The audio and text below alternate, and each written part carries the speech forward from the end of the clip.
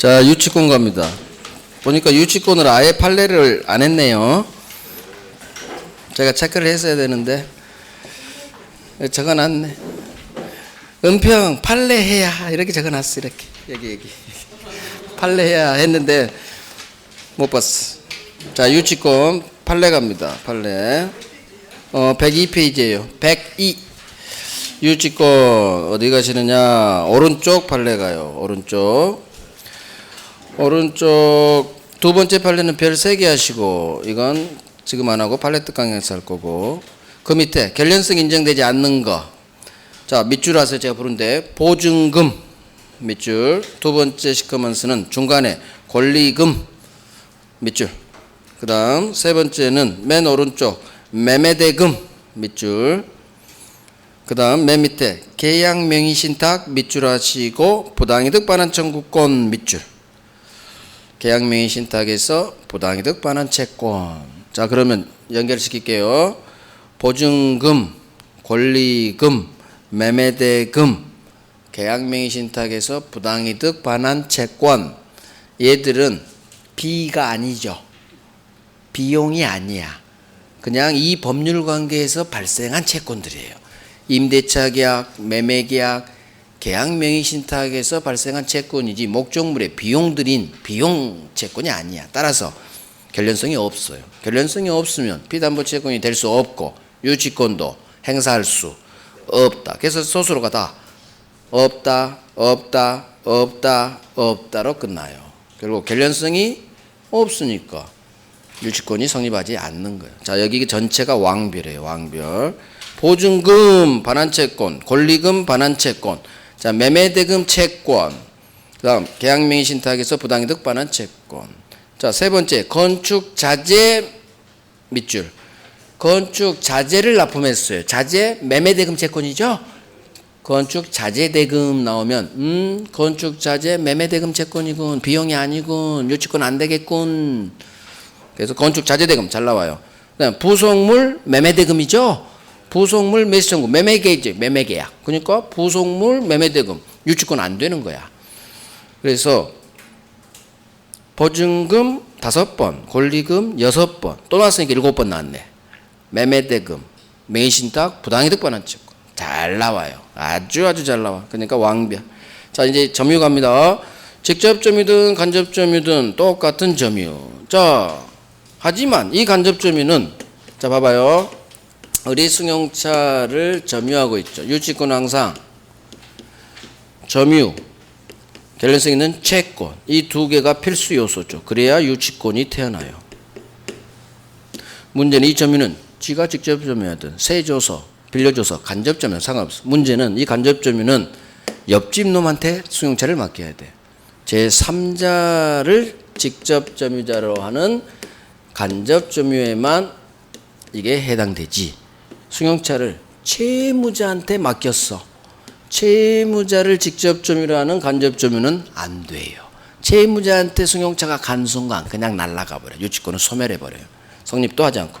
그래서 직접 점유, 간접 점유 다 상관없어. 하지만 두 번째, 채무자를 직접 점유로 하는 간접 점유는 절대 유치권은 성립하지 않는다. 외워요. 왕별. 채무자 직접 점유자라는 간접 점유 안 돼. 이렇게 그냥 날아가 버려. 물건이 채무자한테 가면 안 되는 거예요. 왕별. 그 위에는 별 하나. 그 다음 점유하다, 제가 말하는데 밑줄 긋습니다. 그 밑에 판례. 자, 점유하다가 채권 발생. 그 다음 채권 발생 후 점유 취득. 제가 말한 데만 쭉 연결하면 점유하다가 나중에 채권이 발생했든, 채권이 먼저 발생한 후 나중에 점유를 취득했든 순서는 상관없다, 그 얘기예요. 두 가지 점유 채권이 모두 갖춰졌죠. 그러면 유치권은 성립. 순서는 중요하잖아. 점유하다가 채권이 나중에 생겼든, 채권이 먼저 생긴 후 나중에 점유를 취득했든 두 가지 요건 같지만, 그래서 여기 유치권이 태어나려면 채권, 점유 두 개 갖췄을 때 유치권 취득. 순서는 중요하다. 별을 하나 하시고. 자, 불법 점유는 안 돼 있죠. 그 밑에 건물 임차인이 점유할 권한이 없음을 알면서 점유하면서 비용 지출했네요. 자, 결론은 유치권은 성립하지 않아. 어디가 범죄 흔적일까요? 점유할 권한이 없죠. 임차인한테 점유할 권리가 없죠. 권원을 권리로 읽어버려. 점유할 권리 없죠. 불법 점유네. 불법 점유는 유치권 안 되니까. 그래서 읽다가 점유할 권한이 없어? 그런데도 점유했어? 불법 점유. 소수는 성립하지 않는다. 그 위랑 같이 묶어서 별 하나 하시고. 그 다음 밑에 판례 입증이에요. 입증 여기 봐봐요. 유치권자의 점유는 불법 점유면 안 되죠. 적법한 점유해야 돼. 적법한 점유해야 되는데 자 소송 들어가 있어요. 유치권 주장해야겠죠. 저 유치권에 대해서 승용차 지금 안 돌려주고 있는 거예요. 주장을 할 텐데 저는 채권이 있고요. 점유하고요. 제 점유는 적법한 점유예요. 즉 적법 점유를 유치권자가 입증해야 되느냐? 입증 못해요. 소극적 사실이에요. 적법한 점유는 저 법대로 열심히 사는데요. 입증 못해요. 법 위반했을 때 너 임마 신호 위반했지. 저 신호등 한 번도 위반 안 했는데요. 입증 못해. 하지만 위반한 건 입증돼. 즉 불법이 적극적 사실, 적법은 소극적 사실. 따라서 제 점유는 적법합니다. 유치권자 스스로 입증하는 게 아니라 상대방이 너 임마 불법 점이야. 불법! 이게 적극적 사실. 그래서 상대방이 유치권자의 점유가 불법 점유라는 것을 상대방이 입증이 넘어가요. 적법 점유에 대한 입증은 상대방이 급할래요. 자 봅니다. 읽고 이해하면 돼요. 유치권자 스스로 자신의 점유가 불법이 아니란 걸, 즉 적법하다는 걸 지가 입증할 필요는 없다. 아니란 건 입증 못해. 저 불법 아닌데요. 적법인데요. 소극적 사실. 입증 불가. 따라서 상대방 채무자 갑이 당신 점유 불법이잖아요. 적극적 사실이야. 불법이 적극적 사실. 그래서 채무자 갑이 유치권자 점유가 불법이라는 점을 상대방이 입증해야 돼. 이해가죠? 이해가. 별 2개. 자 넘어갑니다. 다음 페이지. 유치권 판례가 많아요. 자 다음 페이지에 유치할 권리 모든 삼자에게 대항할 수 있죠. 자 유치권자는 첫 번째 시커먼스 경매로 건물이 날라갔어요. 경락인에게 저 돈 1억 공사비 받을 때까지 못 돌려준다. 인도 거절할 수 있죠. 문제는 경락인에게 당신이 돈 갚아. 경락인에게 채권, 변제, 돈 갚아 청구할 수는 없다. 이유 경락인은 지 채무자가 아니죠. 나 건물 못 돌려드려요. 유치권만 행사해야지. 돈 갚으세요. 채권 행사할 수는 없다. 별 하나. 그 밑에가 왕별인데 이거 맨 마지막에 할 거야. 자 소송에서 유치권자는 반드시 주장해야 돼요. 유치권 항변한다고 그래요. 주장해야 법원은 판단. 자 주장했다. 어떤 판결문이 떨어지느냐. 밑줄 상환 이행 판결. 서로 이행하세요. 서로 이행하세요. 갑은 수리비 100만 원 주시고요. 사장님은 승용차 넘겨주세요. 서로 상환으로 이행하세요. 그래서 유치권 항변이든 동시행의 항변권이든 똑같아요. 나오는 판결 상환 이행 판결. 별 2개. 그 다음 오른쪽에 의무에서 시커먼스 봅니다. 유치권자가 유치 목적물인 주택에 거주하며 사용하네요. 자 주택의 동그라미. 주택 사용 이거 보존에 필요한 사용이에요. 따라서 승낙 없어도 괜찮아요. 이유 주택은 사람이 살지 않으면 폐가가 돼요. 폐가. 주택 사용은 보존, 주택을 보존하는 거야. 그래서 주택 거주 사용은 보존에 필요한 사용이다. 외우시고 따라서 여기까지 알아야 돼. 채무자는 지 허락 없이 주택 거주 사용하다 소멸 청구할 수는 없다. 이유 의무 위반이 아니야. 그 외에 보존에 필요한 경우 승낙 없이도 사용할 수 있다. 여기랑 묶어서 별 3개예요. 같이. 그래서 보존 사용은 괜찮은데 대표적인 게 주택. 주택의 거주 사용은 이거 보존 필요한 사용 괜찮다. 이렇게 외우세요. 오케이. 넘어가요. 마지막 판례. 유치권 포기 특약, 배제 특약 같은 말. 우리 유치권 배제 특약 유효라고 했죠. 자, 유치권 배제 특약 유효. 사전에 미리 포기할 수도 있고 취득 후 나중에 포기할 수도 있어요. 자, 포기 배제 특약 유효 바로 소멸하는데 이 포기 특약 효력은 특약을 건 상대방뿐만 아니라 제3자도 이 효력 주장할 수 있다. 무슨 말이냐? 시험은 이게 나와요. 3자도 특약 효력 주장할 수 있다고. 별 하나 하시고 작년에 나왔죠. 이거 설명해 드릴게. 자, 봐봐요. 자, 갑이 갑여예요. 아가씨야. 이쁜 아가씨가 승용차를 입고시켜요. 사장님, 제가 혹시 수리비를 못 줄 수도 있어요. 그러면 유치하지 마시고 일단 돌려주시면 제가 일주일 안에 꼭 수리비 갚아드릴게요. 사장님은 허락한다? 허락 안 한다? 이쁜 아가씨라니까. 아니야.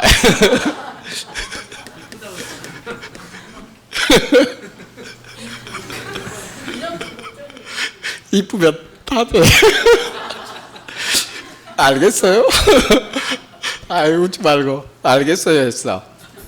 자, 수리비가 100만 원이 나왔죠. 왔어. 수리돼서 왔어. 근데 사장님이 배신 때려. 그때는 분명히 유치 안 하기로 했는데 배신 때렸지. 유치권 배제 특약 했죠? 돈 안 갚아도 수리비 안 줘도 유치하기 없게 배제 특약이 맺어줬어요. 근데 막상 당일이 되니까 이놈의 사장님이 마음이 바뀌었어. 돈 주실 때까지 못 돌립니다. 특약 위반이죠. 문제는 이 여성분께서 막상 그때는 용기 있게 했는데 지금은 사장님 너무 인상이 더러워. 무서워. 말을 못해. 선생님, 사장님 약속했잖아요. 말을 못해.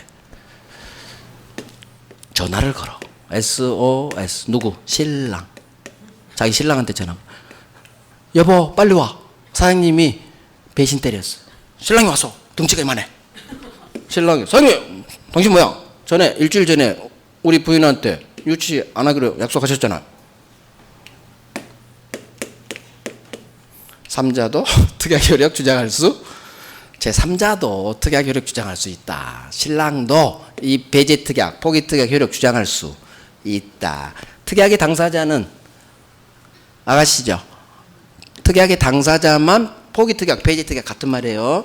포기 특약 효력을 주장할 수 있는 게 아니라 신랑, 제3자죠? 제3자잖아. 부부는 절대 일심이 아니라니까. 제3자도 신랑도 주장할 수 있다 이렇게 생각해요. 그래서 포기 특약 효력은 당사자뿐만 아니라 신랑, 제3자도 주장할 수 있다. 별 하나. 자, 포기 특약, 배제 특약 같은 말이에요. 자, 이제 왕별자리 갈 거야. 104페이지. 다시 앞으로 와요. 유치할 권리. 거기 중간에 두 개 판례 할 거예요. 변제 청구할 수 없다. 시커먼스 밑에 있는 두 개 판례. 자, 이거 봐봐요. 설명 들어봐요. 자, 다시 그림 그립니다. 저, 용, 저, 유가 다시 나와요. 갑, 소유 건물에 1번 저당권자 대항력 있는 임차인, 2번 저당권자 유치권 붙어 있어요. 2번이 경매치입니다. 경매로 A가 낙찰받았어요. 경락인. 다 소멸, 모든 저당권 소멸. 기준 1번. 얘는 후빠, 소멸, 대항할 수 없다. 하지만 유치권은 대항할 수 있다. 소멸하지 않는다. 문제는 이 유치권자가 유일하게 경락인에게 대항할 수 없는 경우가 있어요. 제가 이걸 한 줄 알고 아까 막 설명해 버렸어. 조영조 유할 때. 자, 유치권자는 모든 삼재에게 대항할 수 있죠? 건물이 팔렸든 경매로 날아갔든 모든 삼자 경락인에게 대항할 수 있는 게 원칙이에요. 원칙. 그런데 이 유치권자가 유일하게 경락인에게 대항할 수 없는 경우가 있어. 언제냐? 이거예요. 이 부동산, 저 갑소유 부동산에 경매 시작합니다. 경매 시작한다는 공고가 떠요. 그러면 압류죠. 압류 효력이 이때 발생해요. 압류하고 경매 시작해요. 압류의 효력이 발생한 시점 5월 1일. 압류 등기되면 압류 효력이 발생하고 또 이런 말도 또요. 경매 시작합니다. 경매 개시 결정 법원이 내려요. 경매 개시합니다 라는 결정을 등기해요. 이걸 경매 개시 결정 기입 등기라고요. 줄여서 경매 시작합니다 라는 결정을 기록하는 등기인데 줄여서 경매 등기 압류 이렇게 단어를 줄이시고 그러면 법원이 공고를 떴다는 얘기요. 경매 시작합니다. 압류하면 경매가 시작돼요. 경매 시작합니다. 5월 1일 날 공고가 떴어. 그러면 이 건물에 경매, 이 건물 경매에 뛰어들고 싶은 사람이 100명이 있었어요. 그래, 내가 낙찰을 받아야지. 그러면 5월 1일 날 이 공고를 보고 건물 경매에 참가하고자 하는 참가자들은 반드시 현장 답사를 해야 돼요. 이유, 빨간 플랜카드가 있으면 안 돼. 유치권자가 있으면 경락인은 건물 인도를 못 받아요. 그래서 건물 경매 들어가려면 반드시 현장 답사 가서 항상 우리나라는 유치권 행사 중 100% 유치권 행사 중 플랜카드 걸어놔요. 지나가다가 보였을 거야. 색깔도 통일 빨간색이야. 빨간색. 그래 눈에 확 띄거든. 왜? 저 유치권 행사 중이니까 들어올 때면 들어와 봐 그거야. 대들 수 있죠? 자 가서 100명이 여기 있는 얘 무슨 동이죠? 무슨 동이지? 은평구 무슨 동? 동은 몰라죠. 가련동이야? 여기가? 가련동에 왔어. 가련동 건물 현장에 왔어. 100명이 왔어. 다행히 빨간 플랜카드가 없어. 아하, 이 100사람은 유치권자가 없군. 들어가야지. 열심히 투자를 해가지고 그중 A가 경락받았죠. 경락이. 문제는 이 건물은 이 사람도 왔을 때 B라는 사람이 공사 중이었어. 내부 공사. 7월 1일 날 공사 완성. 채권. 전매하고 있었죠? 전매하면서 공사했겠지. 돈 안 줘. 유치권 취득. 압류의 효력이 발생한 후 나중에 유치권 취득했어. 여기서 키워드는 저거예요. 유치권 취득 시점이 언제냐? 공고 뜬 후. 압류 후 경매 등기 후 유치권을 취득했네요. 자, 이 유치권자는 경락인에게 대항할 수 없어요. 이유. 이 A도 이때 와봤거든. 유치권자 없네. 유치권자 없네. 그런데 나중에 유치권자가 생겼죠? 100사람이 왔을 때 없었어요. 유치권자가 없었어. 근데 나중에 생겼어. 들이대면은 아무도 건물 경매 참가하지 않아요. 나중에 취득한 유치권자가 들이대버린다면 아니 우리 갔을 때 없었는데 판사님 어떻게 된 거요? 그걸 판사가 그렇겠죠? 알겠어요. 이놈은 당신한테 못 대들게 해드릴게요. 대단히 맞은 판결이에요. 대단히 뭐지? 나?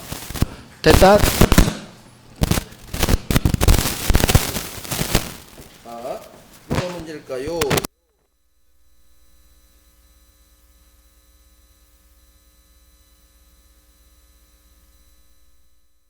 돌려보세요. 여기? 네, 꼬였으니까. 마이크를 계속 돌려. 알겠어요.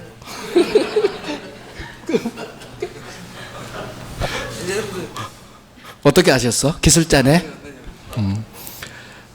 결국 압류의 효력이 발생한 후 경매 등기 후 이 단어가 뜨면 이 유치권 취득 시점이 압류 효력 발생한 후라면 경매 등기 같은 말이에요. 후에 유치권을 취득했다면 이 경매 참관 입찰자들의 신뢰를 위해서 절대 대항 못하게 해버려요. 오, 왕별짜리. 자, 봅니다. 자, 첫 번째부터 봐요. 건물에, 자, 밑줄, 압류 효력 발생하기 전, 경매 개시결정 기입 등기 전, 그대로 밑줄하고 전은 동그라미 빵. 압류 효력 발생 전에 유치권 취득했죠. 그러면 괜찮아. 그러면 괜찮아. 즉, 공고 뜨기 전에 유치권 취득했죠. 그러면 괜찮아. 대항할 수 있다. 있다의 동그라미 빵. 전에 유치권만 취득해서 무조건 소수로는 대항할 수 있어요. 경락인에게 대항할 수 있다라고 끝나. 변하지 않아. 중간에 무슨 말이 있든지 변하지 않아. 중심 꽉 잡아요. 내 유치권 취득 시점이 압류 전이라면 무조건 대항할 수 있어. 설사 저당권이나 가압류 등기가 유치권보다 먼저 있다 하더라도, 즉 이거야. 유치권 취득 앞서서 저당권자가 있었죠. 상관없어. 유치권은 소멸하지 않아요. 대항할 수 있어. 설사 선순위 저당권자, 우리 시험 다 나왔어. 선순위 가압류 등기 있다 하더라도 전혀 상관없어. 내 유치권 취득 시점만 보면 돼요. 나 공고 뜨기 전에 취득했어. 그러면 무조건 대들 수 있어. 모든 3자에게 원칙이 적용돼요. 하지만 밑줄 압류 효력이 발생한 후, 경매 등기 후 유치권 취득했다면 밑으로 떨어져요. 후 동그라미, 왼쪽은 밑줄. 후 동그라미 유치권 취득 밑줄. 유치권 취득 시점이 압류 후죠. 압류 효력이 발생한 후죠. 그러면 대항할 수 없다 동그라미. 그러니까 후 없다, 전 있다예요. 이 결론은 절대 변하지 않아요. 그러니까 우리 유치권 문제에서 압류의 효력이 발생한 후 소수로 바로 가버려도 돼. 무조건 대항할 수 없어요. 하지만 압류 효력 발생 전 하면 무조건 대항할 수 있다. 이 법칙은 변하지 않아. 중간에 무슨 말로 장난쳐도 결론은 고정이에요. 고정. 중심 꽉 잡아요. 왕별. 그래서 그대로 외우는 거야. 압류 효력 발생 전이냐 압류 효력 발생 후냐에 따라 전 있다, 압류 후 취득했다면 이 경우만 유일하게. 왜? 공고 뜬 후니까. 공고 뜬 후 취득했으니까 경매 절차 안정성을 위해서, 경락인 보호를 위해서 못 대들게 해버려요. 어우, 아주 잘한 판결이. 왕별. 다 했어요. 그래서 유치권은 두 장 반밖에 안 돼. 2장 반도 안 돼요. 2장 반에서 작년에도 2문제 나왔고 한 문제, 2문제도 많이 나오니까 잘해요. 그렇게 또 어렵지도 않아. 자, 공부하시는 요령 한번 말씀드릴게요. 정식부터 지금까지 배운 거 왕별만 쭉 한번 봐요. 왕별만. 그 다음 두 번째, 왕별을 한 2번 돌린 후에 별 3개만 또 쭉 특별법까지 봐. 이 순환 끝나면, 아니 지금까지. 이번 주말에 한번 해봐. 일단 왕별만 지금까지 배운 거 총책부터 한 번씩 쫙 봐봐. 주말에. 오늘은 오늘 배운 거 복습해야 되고. 그 다음 별 3개만 한번 쭉 총책부터 특별법까지 쭉 가요. 왕별 별 3개만 한 5번 반복해. 그래서 어느 정도 별 3개 왕별이 4개 돼 있으면 그 다음 별 2개 가요. 그 다음 별 2개만 한번 쭉 가. 그 다음 2개까지 됐다. 그러면 나머지는 안 해도 돼. 별 2개까지 하면 이 시험 더 이상 할 거 없어요. 대신 별 하나짜리에서 실수 안 하려면 3월달 요약집을 보면서 한번 봐요. 거기에 별 하나짜리가 다 있어. 기초가.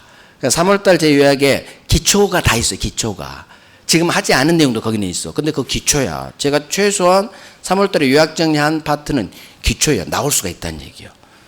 정답 지문은 아니겠지만, 그러니까 공부하는 요령 왕별 쭉 특별법까지, 별 3개 쭉 특별까지. 2개 보고 싶어도 참어. 보지 마.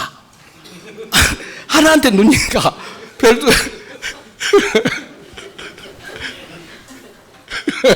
참아야 돼.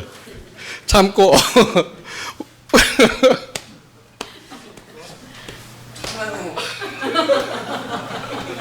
그러니까 그런 식으로 왕별 쭉, 3개 쭉, 2개 쭉, 그 이상 가지 마요. 그러면 하나는 어떻게 가봤느냐? 3월달 요약집을 책을 보면서 듣지만 말고 한번 책 보고 한번 쭉 가. 그러면 거기는 별 3개도 있고 왕별도 있고 별 2개도 있고 별 안 돼 있는 것도 있어. 근데 제가 최소한 요약에서 읊은 것은 별이 안 돼 있어도 그래도 도면 돼요. 그러면 난이도 하에서 실수하지 않아. 그 3월달에 있는 내용만 한번 쭉 눈으로만 봐도. 그러니까 그 요약을 들으면서 책을 한번 쭉 봐요. 그래서 1차 과목은 민법하고 학개론의 2가지 중 하나에서 점수가 7점이 넘는 과목에 반드시 하나가 나와줘야 돼. 아니면 7점 가까이. 왜? 둘 다 6점 넘겠다. 그럴 수 없어요. 왜? 한 과목은 어렵겠네요. 교대로. 그러니까 2 과목 중 한 과목은 6점이 넘을 거고 2 과목 중 한 과목은 6점이 안 될 거예요. 그러려면 한 과목에서 거의 70점 가까이, 아니 7점 넘는 과목이 나와야지 한 과목에서 점수가 50점대 맞아도 퉁 쳐가지고 하는 거예요. 그래서 한 과목이 나오려면 민법에서 나와야지. 저한테 배웠는데 민법에서 효자 한 70점 살짝 넘던가 7점 가까이. 그러려면은 너무 양을 늘리지 마시고 정말 별 3개 5개만 이런 걸 만들어도 한두 지문은 몰라도 정답을 팍 채버릴 수가 있어요. 모든 지문은 반드시 모르는 지문이 나온다고 했어. 해마다 나와요. 모르는 지문 나와. 기출대가 연락에 풀어서 다 알았어. 그래도 모르는 지문 나와요. 그냥 모르는 지문에 당황하지 마시고 물음표 그 정답 지문 아니야. 모르는 지문은 답이 아니다. 그렇게 생각하세요. 진짜예요. 흘러가. 나를 힘들게 하는 여기서 헤매라고. 물음표 가다 보면 정답 나오고 안 나와? 그건 틀리라고 내 문제예요. 과감히 버려버려요. 물음표가 3개 나온 건 버려야 돼.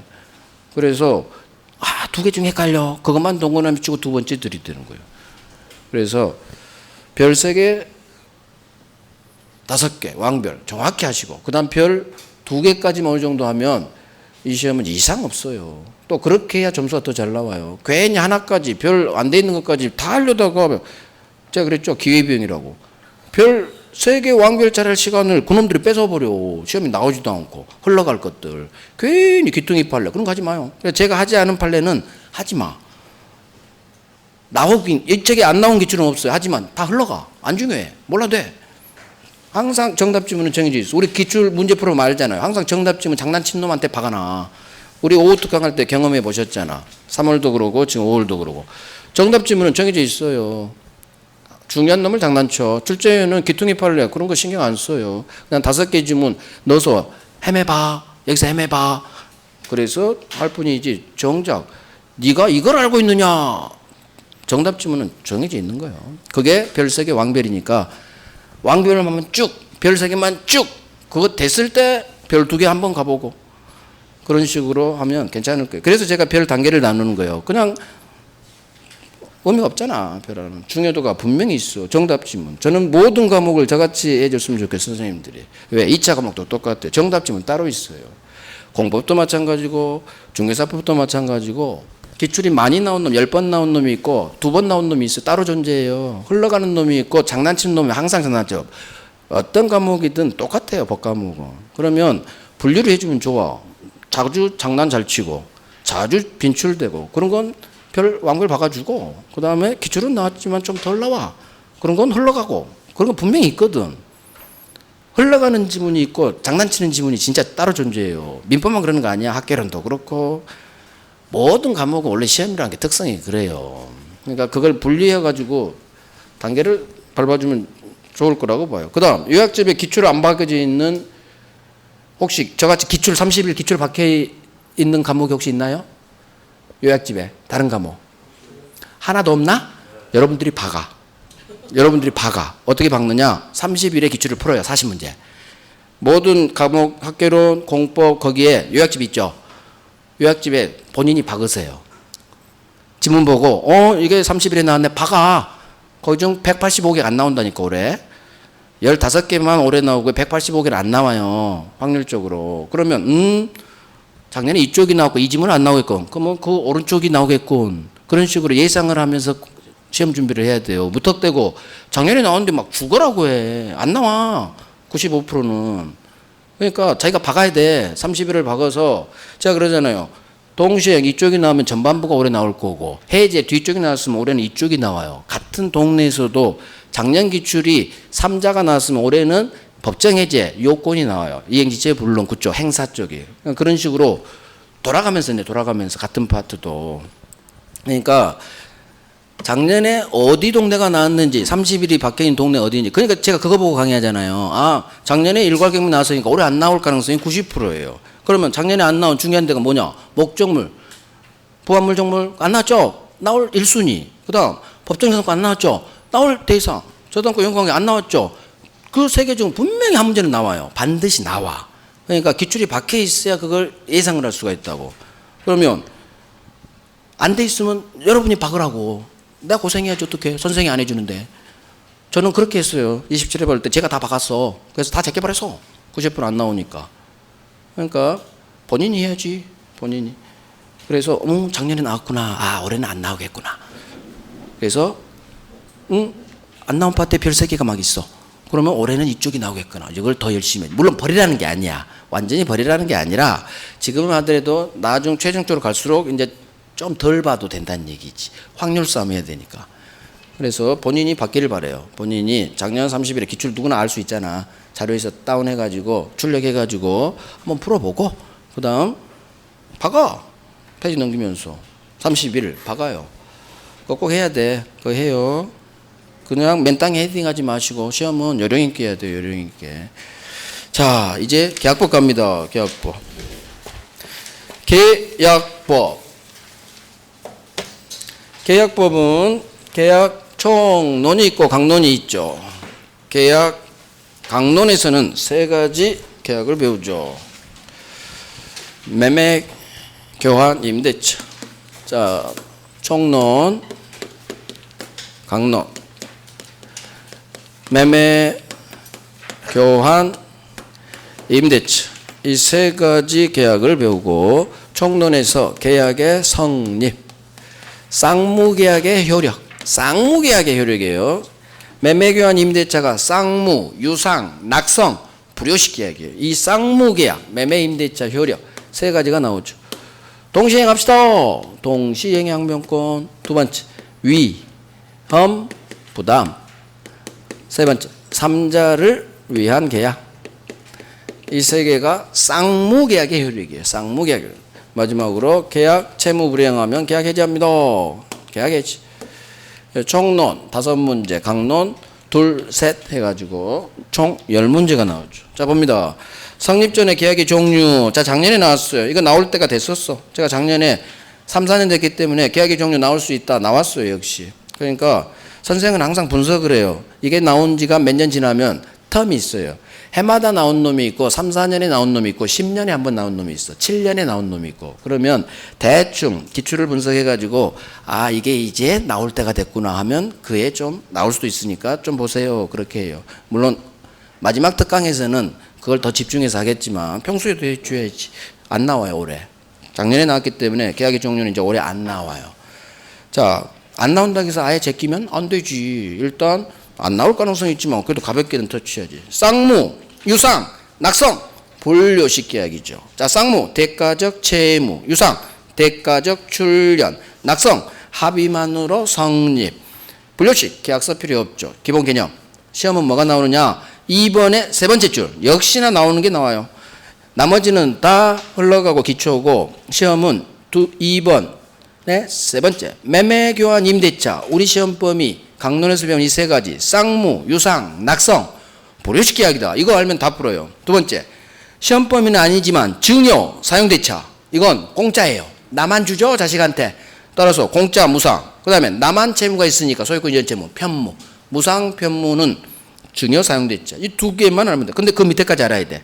쌍무 계약은 언제나 유상 계약이에요. 쌍무는 언제나 유상 계약이다. 그래서 제가 순서를 쌍무, 유상, 낙성, 불효식으로 가는 거야. 유상, 쌍무 절대 그런 게 있지만 이것 때문에 그래. 쌍무, 유상. 쌍무는 언제나 유상 이렇게 연결시키면 언제나 중간에 넣어버리면 돼. 쌍무, 유상으로 우리 순서들이 있잖아요. 그러면 쌍무, 유상 사이에 언제를 넣어버려. 쌍무는 언제나 유상 계약이다. 그러면 자연스럽게 해결돼 버려요. 자, 이 세 개가 가장 중요해요. 별 3개. 별 3개. 그 다음 이제 간혹 나오는 게 1번의 마지막 쌍무계약의 효력으로서 동시항변권 위험부담 별 하나. 그 다음 2번의 맨 마지막 다른 유상계약의 매매 규정이 준용된다 별 하나. 매매가 대표주자예요, 유상에. 그래서 임대차의 매매 담보책임 규정에 갖다 쓰는 거예요. 그 다음 계약금 계약 3번의 맨 밑에 계약금 계약은 계약금 지급해야만 성립하는 요물계약이다. 이거 왕별이야, 왕별. 그래서 계약금 계약은 요물계약이에요. 낙성계약 아닌 유일한, 우리 시험 범위에서 유일한 요물계약이 계약금 계약이에요. 자, 이걸로 끝. 올해는 안 나올 거예요. 3, 4년에 나오는 게 작년에 나올 때가 돼서 나왔으니까. 자, 계약의 성립. 계약의 성립은 자, 오른쪽 갑니다. 청약과 승낙, 얘가 가장 중요해요. 청약 세 번째 봅니다. 청약은 내가 을에게 내 아파트 5억에 살 거야 라고 청약하겠죠.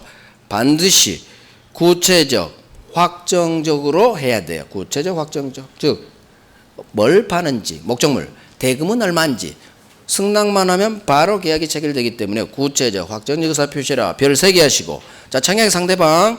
청약은 불특정 다수인을 상대로도 할 수 있다. 자판기 지나가는 사람에게 커피 뽑아주세요. 왕별. 그 다음에 어디를 가시느냐? 지금 별 3개, 5개부터 할 거예요. 승낙 갑니다. 승낙. 두 번째, 청약을 받은 을이 승낙을 할지 말지는 그놈 마음이에요. 따라서 이달 말까지 가부 알려줘. 답할 의무도 없고 승낙을 해야 될 의무도 없어. 회답 의무, 승낙 의무 없어. 따라서 이 판례를 읽은 거예요. 잠깐만, 청약자가 이렇게 청약하네요. 갑이 을에게 이렇게 청약. 야, 을, 너 이달 말까지 내 청약에 이의하지 않으면 너 내 아파트 사는 걸로 승낙한 걸로 볼 거야. 라는 이상한 말을 써서 편지를 보내왔어. 이거 상대방 구속될까요? 당연히 안 되지. 즉 청약자가 내가 미리 정한 기간 내에 당신 이의하지 않으면 당신 내 청약에 대해 승낙한 걸로 볼게요 라는 뜻을 청약할 때 표시했다 하더라도 이거 상대방 을을 구속하지 않는다. 을은 개 무시하면 돼요. 개 무시. 혼자 놀고 있네. 응? 답할 의무도 없지. 승낙할 의무도 없고. 이거 작년에 났네. 자, 별 3개 했어요. 별 3개 판례야. 그래서 청약자가 혼자 막 해도 상대방 구속하지 않는다. 별 3개. 그 다음 밑에 승낙은 특정의 자기한테 청약한 갑 청약자에게 해야지 지나가는 불특정 다수에 대한 승낙은 있을 수가 없다. 청약하고 다르죠? 여기 별 3개 했어요. 별 3개. 그 다음 맨 밑에 승낙은 갑이 청약한 내용 그대로 해줘야 돼요. 그대로. 따라서 다음 페이지. 갑이 5개 살 거야 했더니 4억이면 살게. 1억 갖고. 이거 청약에 대해 조건 변경을 가한 승낙은 갑 청약 거절과 동시에 지가 새로 4억이면 어때? 지가 새로 청약한 걸로 본다. 그대로 외워요. 청약 내용 그대로 해야지. 조건 변경. 이거 청약 거절과 동시에 지가 새로 청약한 걸로 본다. 이거 또 나왔어. 작년까지 11번 나왔는데 12번 나왔어. 30회 때 이 지문 하나 나왔는데 작년에 또 5지 문제 하나 더 냈네. 그 정도 중요하다는 얘기. 나온 놈이 계속 나와. 왕별이에요. 이놈은 왕별이야. 올해는 안 나오겠지. 아니야. 3연타가 있어. 3연타. 2연타 나왔으니까 3연타 나올 수도 있어. 무조건 해야 돼요. 이건 조건이나 변경을 가해서 나겠다. 이거 청약 거절과 동시에 지가 새로 청약한 걸로 본다. 외워요. 12번 나왔는데 외워야지. 자, 연착된 승낙. 연착된 승낙은 어디를 보시느냐? 3번째 봅니다. 을의 승낙 의사 표시는 반드시 갑이 만약 승낙 기간을 정했다면 그 승낙 기간 안에 도달해야 돼. 들어와야 돼. 따라서 못 들어왔어. 5월 31일까지 알려줘 했는데 넘었죠? 연착됐다고. 이 연착 승낙 청약자가 새 청약으로 볼 수 있다. 그대로예요. 법 조문이니까. 연착된 승낙은 새 청약으로 볼 수 있는데, 자, 따라서 밑에 이제 정리가 들어가요. 승낙 기간 안에 승낙은 들어와야 되는데 연착됐어. 그럼 연착되면 승낙 기간 안에 못 들어왔죠. 따라서 계약은 성립하지 않아요. 하지만 법 조문에 따라 연착된 승낙을 청약자 갑이 새 청약으로 봐서 다시 승낙한다면 이제는 계약이 성립할 수 있다. 결국 지금 본 셋, 넷, 5번째 같이 묶어서 별 3개 하시는 거예요. 서로 연결돼요. 그래서 반드시 승낙기간 안에 들어와야 계약은 성립하는데 넘어서 연착. 연착은 새 청약으로 볼 수 있다. 이 조문을 외우시고 두 번째를 외우시고 세 번째는 풀어가요. 세 번째는 풀어가야 돼. 그 다음 격지자 간의 계약 성립 시기. 격지자 간의 계약은 언제 성립하느냐. 그대로 외워요. 승낙 통지를 발송한 때 승낙 통지 발송 동그라미 빵. 발송 발이 나온 건 여기밖에 없어. 나머지가 파트에서 발이 나오면 무조건 X예요. 계약법에서. 왕별 작년에 안 나왔죠. 그럼 왕별이지. 계약 성립은 해마다 나온다고 보면 되니까. 교차 청약 동일 내용의 청약이 상호 교차됐네요. 양 청약이 상대방에 도달한 때 양 청약이 도달을 발송으로 장난쳐. 도달이 동그라미 빵. 양 청약이 도달한 때 시차가 발생했다. 하루 먼저 하루 늦게 그러면 당연히 나중 청약 후 청약 도달한 때 계약 성립이지 뭐. 자, 이거 별 3개. 오케이. 여기까지가 별 3개 왕별이에요. 계약 성립에서. 별 3개짜리 왕별짜리가 여기까지. 그러면 작년에 지금 나중에 예상하면 되고. 자, 이제 그 다음 할 거. 어차피 계약법은 양이 별로 안 많기 때문에 다 보셔야 돼. 제가 하지 않더라도 다 봐야 돼요. 물권법은 버려야 되지만 계약법은 다 봐야 돼. 아셨죠? 여기에 기출 아닌 게 하나도 없어. 그러니까 일단 중요한 것 다 하고 그 다음 계약법은 제가 하지 않더라도 일단 나중에 읽어봐야 돼. 나중에. 어차피 나와요. 단지 중요도에 따라 순서만 다를 뿐이야. 자, 이제 어디 가시냐. 다시 앞으로 와봐요. 다시 앞으로 와서 왼쪽 120페이지. 이제 별 2개짜리 하는 거예요. 왼쪽 계약이 성립에 밑에서 두 번째 의사표시가 불합치입니다. 불합치. 계약은 성립하지 않겠죠? 합치해야 계약 성립이니까. 문제는 그 밑에예요. 무의식적 불합의. 이 말이 뜨면 의식적 불합의가 있고 무의식 상태에서 불합의. 즉 불합치를 내가 모르는 상태야. 자, 무의식 하나도 안 중요해. 불합의를 빨리 불합치로 읽어요. 불합치죠. 불합의는 합의가 안 됐다는 얘기야. 불합치. 계약은 성립하지 않아요. 자, 그럼 계약은 성립 안 했죠? 계약이 우리 총칙 지식. 계약이 성립조차 하지 않으면 거기서 끝. 무효 취소 문제는 발생하지 않아요. 기억나요? 따라서 불합이기 때문에 불합치기 때문에 절대 차고 취소 문제는 발생하지가 않아. 차고 취소할 수 없다로 끝나요. 이유.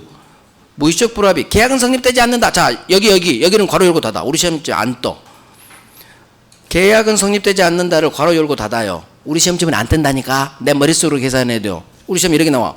무의식적 불합의의 경우 착오를 이유로 취소할 수 있다. 이렇게 X지문 또는 옳은 지문. 착오 취소할 수는 없다. 결국 가운데를 내가 머릿속으로 계산해야 돼. 무의식적 불합의 나오면 무의식적 보지 마요. 불합의. 그것만 뚫어지게 봐. 불합치. 불합치면 계약이 성립하지 않아. 그러면 착오든 취소든 이런 문제 발생하지 않아. 없다로 끝나야 돼요. 착오 취소할 수 없다. 왜? 불성립이니까. 총칙이지, 총칙. 여기는 별 하나. 별 하나. 자, 오른쪽 어디 가시느냐. 불특정 다수인 밑에 갑니다. 여기는 민법 총칙이에요. 민법 총칙인데 여기서도 엄청 나와요. 자, 봅니다.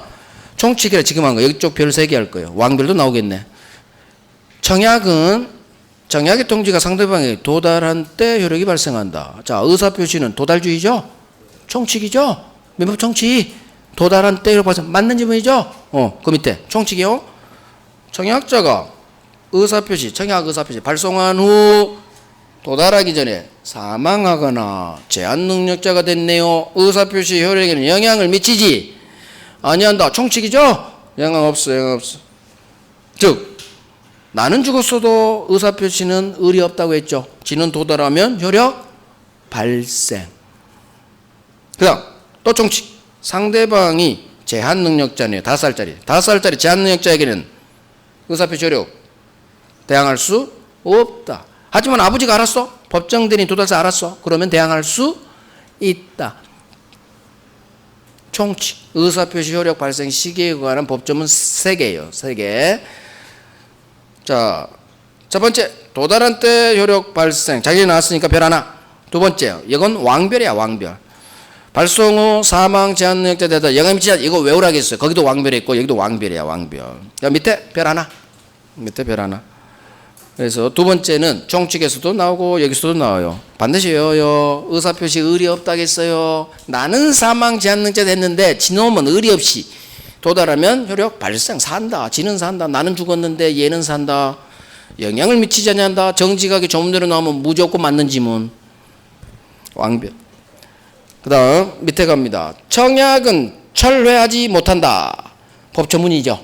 청약 철회하지 못해요. 정확하게 말하면 두 번째 도달 후라면 효력 발생했죠.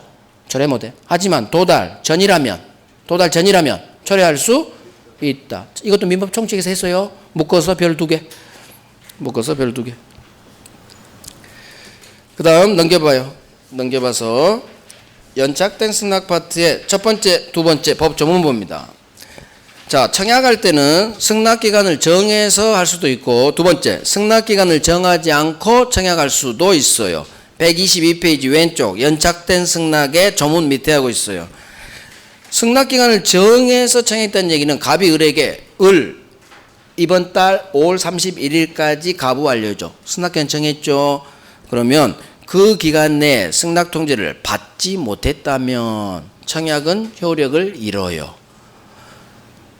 그래서 승낙은 승낙 기간을 정한 경우 그 기간 안에 들어와야 계약이 성립한다는 얘기야. 그 밑에 이번에는 승낙 기간을 정하지 않고 청약했어. 그러면 기간을 안 정했기 때문에 그 기간 내 단어가 상당한 기간 내에 이렇게 바뀔 뿐이야. 기간 안 정했으니까 그 윗조문인 그 기간이란 말이 나올 수가 없겠죠. 상당 기간 내에 승낙 통지를 받지 못한 때 효력을 잃는다. 뭐가? 청약이. 그래서 이거 흘러가요. 흘러가니까 두 개 묶어서 별 하나만 하시고. 사고를 난 연차 이거 거의 안 나와. 이거 나중에 할게요. 8월달에 8월달에. 저 오른쪽 의사실현. 의사실현 계약의 성립은 오뎅 먹었을 때 그거 생각하면 돼요. 내 의사를 실현했죠. 행동했네요. 행동하면 그때 계약 성립한 걸로 봐. 문제는 자, 이 조문 그대로 나니까 봅니다. 청약자 의사표시나 관습에 의해 승낙 통지가 필요하지 않네요. 계약은 승낙 의사표시로 인정되는 사실이 있는 때, 자, 사실이 있는 때에 동그라미 빵. 행동한 때 성립이에요. 사실을 안 때가 아니에요.